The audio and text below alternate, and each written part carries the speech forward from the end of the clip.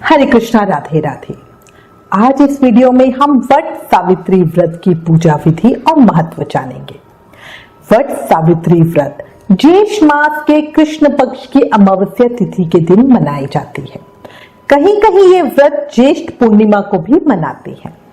महिलाएं वट सावित्री का व्रत अखंड सौभाग्य, परिवार के कल्याण की कामना और संतान प्राप्ति के लिए करती हैं। वट सावित्री व्रत को बड़ सैयद अमावस्या भी कहते हैं। वट सावित्री व्रत का हिंदू धर्म में बहुत महत्व है। मां सावित्री को भारतीय संस्कृति में विशेष स्थान है। सावित्री का अर्थ वेद माता गायत्री और माता सरस्वती भी होता है। इस व्रत में वट वृक्ष की पूजा का विशेष महत्व है। वट वृक्ष यानी बरगद का पेड़। ऐसी मान्यता है कि वट वृक्ष में त्रिदेव यानी ब्रह्मा, विष्णु और महेश का वास है।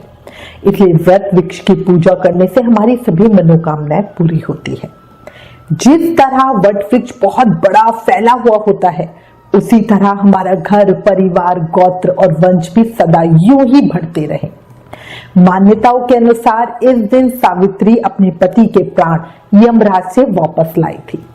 साथ ही उसकी निष्ठा को देखकर यमराज ने उसे वरदान में उसके सास ससुर की आंखें, राज्य, 100 पुत्र, उसके माता पिता को पुत्र आदि सभी कामनाएं उसकी पूरी की थी, जिससे उसके जीवन की सभी परेशानियों का अंत हुआ था। इसलिए ये माना जाता है कि इस व्रत को रखने से सभी वैवाहिक जीवन की परेशानियां दूर होती हैं।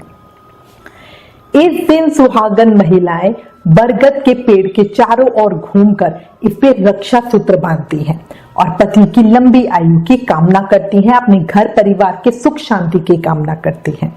ऐसा भी कहते हैं कि अगर दाम्पत्य जीवन में कोई परेशानी चल रही हो तो वो भी इस व्रत के प्रभाव से दूर हो जाती है। इस दिन सावित्री और सत्यवान की कथा सुनने का विधान है। मान्यता है कि इस कथा को सुनने से मनवांछित फल की प्राप्ति होती है। वट सावित्री व्रत के दिन ही शनि जयंती भी मनाई जाती है। ऐसी मान्यता चली आ रही है, जो स्त्री सावित्री के समान ये व्रत करती है, उसके परिवार पर, उसके पति पर आने वाले सभी संकट इस पूजन से दूर हो जाते हैं। इसके अलावा शास्त्रों के अनुसार ये भी माना जाता है कि इस दिन शनिदेव महाराज का जन्म हुआ था। इसलिए इस दिन वट और पीपल दोनों की पूजा की जाती है और शनिदेव को प्रसन्न किया जाता है। अच्छा, एक और चीज बताऊंगी आपको। स्कंद और भविष्योत्तर पुराण के अनुसार वट सावित्री व्रत हिंदू कैलेंडर की ज्येष्ठ शुक्ल पूर्णिमा तिथि पर करने का विधान है। वहीं निर्णय अमृत आदि ग्रंथों के अनुसार वट सावित्री व्रत की पूजा ज्येष्ठ शुक्ल पक्ष की अमावस्या पे की जाती है। ज्यादातर उत्तर भारत में ये व्रत ज्येष्ठ कृष्ण अमावस्या को ही किया जाता है। अच्छा, एक और चीज है, कई लोगों का ना सिर्फ ये विचार रहता है कि ये वट सावित्री की पूजा सिर्फ सुहागन और पुत्रवती स्त्रियों को करनी चाहिए, पर ये गलत धारणा है। स्कंद पुराण में लिखा हुआ है कि विधवा, साधवा, बालिका, वृद्धा, सपुत्रा, अपुत्रा सभी स्त्रियों को सावित्री का व्रत अवश्य करना चाहिए, क्योंकि वट सावित्री का व्रत समस्त परिवार की सुख संपन्नता के लिए किया जाता है, सिर्फ पति के लिए नहीं किया जाता। सावित्री ने यमराज से न केवल अपने पति के प्राण वापस पाए थे, बल्कि सावित्री ने यमराज से समस्त परिवार के कल्याण का वरदान भी मिला था, जिससे उसके पियर और ससुराल सब में संपन्नता हो गई थी। एक दूसरी कथा के अनुसार मार्कंडेय ऋषि को भगवान शिव के वरदान से वट वृक्ष के पत्ते में पैर का अंगूठा चूसते हुए बाल मुकुंद के दर्शन हुए थे। तभी से वट वृक्ष की पूजा की जाती है। वट वृक्ष की पूजा से घर में सुख, शांति, धन लक्ष्मी का वास होता है। अब मैं आपको थोड़ी पूजन विधि बताती हूँ। वट सावित्री व्रत पूजा विधि। देखो, ये बहुत ही सरल व्रत है। पूजा का विशेष महत्व होता है। सभी पूरे भाव से पूजा करें। अलग अलग जगह पर पूजा करने के अलग अलग तरीके हैं, पर सभी जगह बड़ वृक्ष की पूजा करना, 7 बार कच्चा सूत या कलावा लपेट के परिक्रमा करना बहुत ज्यादा जरूरी बताया गया है।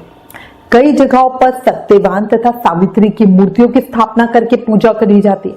ये पूरी तरह से साधक के ऊपर है। कई जगह बड़ की टहनी घर लाकर पूजा की जाती है।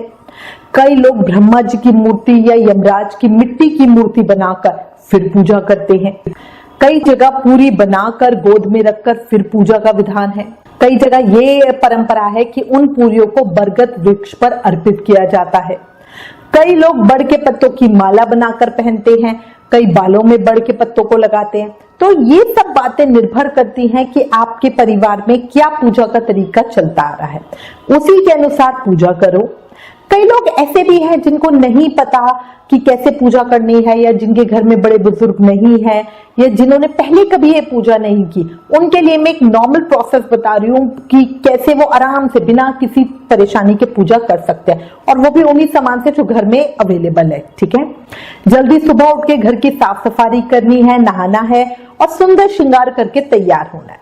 सबसे पहले घर के मंदिर में पूजा करें, भगवान सूर्य नारायण को जल अर्पित करें, तुलसी महारानी की पूजा करें। इसके बाद वड वृक्ष की पूजा करने की तैयारी कर ले और जरूरी सामान साथ में ले ले। जल किसी बड़े बर्तन में ले और उसमें थोड़ा सा कच्चा दूध मिला ले।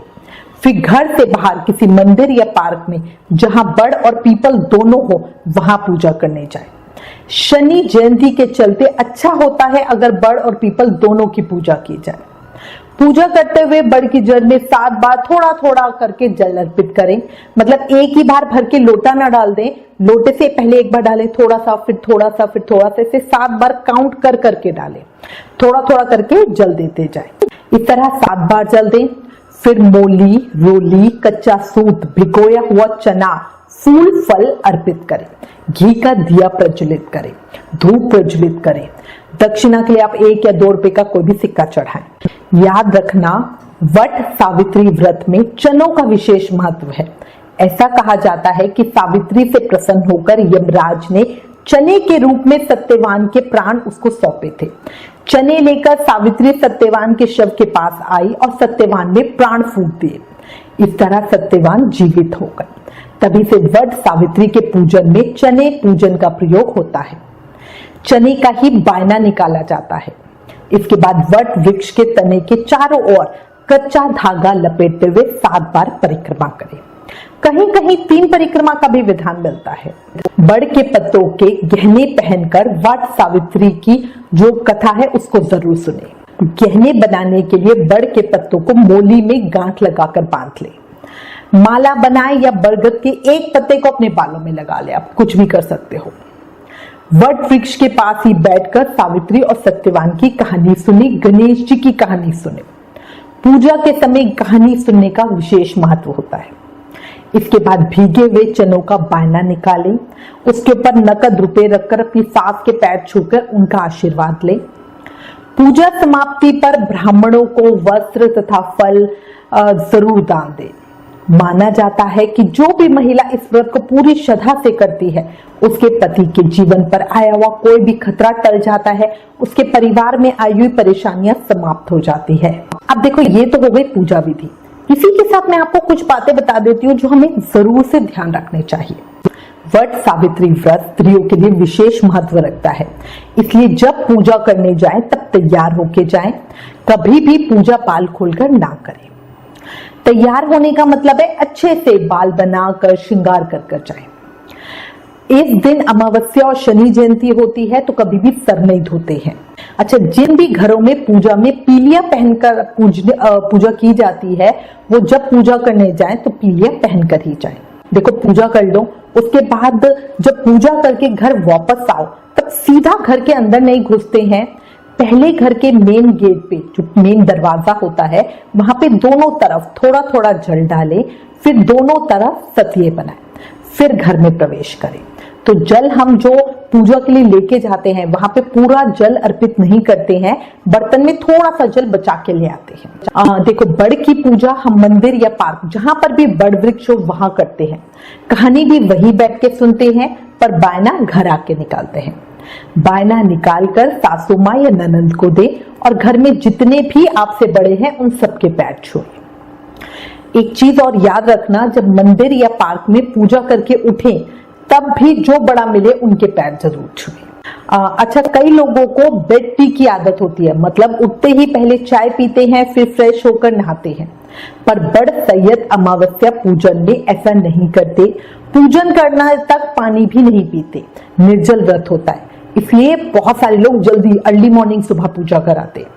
पूजा करने के बाद ही पानी, चाय, दूध ले सकते हैं। व्रत नियम में कई जगह पूजा करने तक का व्रत होता है, मतलब जब बायना निकालकर पूजा कर लेते हैं उसके बाद खाना खा लेते हैं। पर कई जगह शाम तक का व्रत होता है, शाम को पूजा करने के बाद मीठा भोजन खाते हैं, दिन में प्रसाद में चढ़े फल आदि खा सकते हैं। व्रत नियम पूरी तरह से साधक के ऊपर है कि वो क्या नियम लेके व्रत करता है। पर व्रत नियम जो भी ले, पर इस दिन कोशिश करे कच्चा खाना यानी रोटी वगैरह ना खाए, पूरी पराठे खाएं। सावित्री और सत्यवान की कहानी सुनने के बाद गणेश जी महाराज की कहानी जरूर सुने। बिना गणेश पूजा के कोई पूजा पूरी नहीं मानी जाती। मैं उम्मीद करती हूँ इस वीडियो में दी गई जानकारी आपके लिए उपयोगी होगी। इससे रिलेटेड अगर आपके पास कोई भी कमेंट्स या सजेशन है तो प्लीज हमें लिखें। ज्ञान बांटने से बढ़ता है, इसलिए इस वीडियो को ज्यादा से ज्यादा शेयर करें। Please like, share and subscribe. Thank you. Hare Krishna.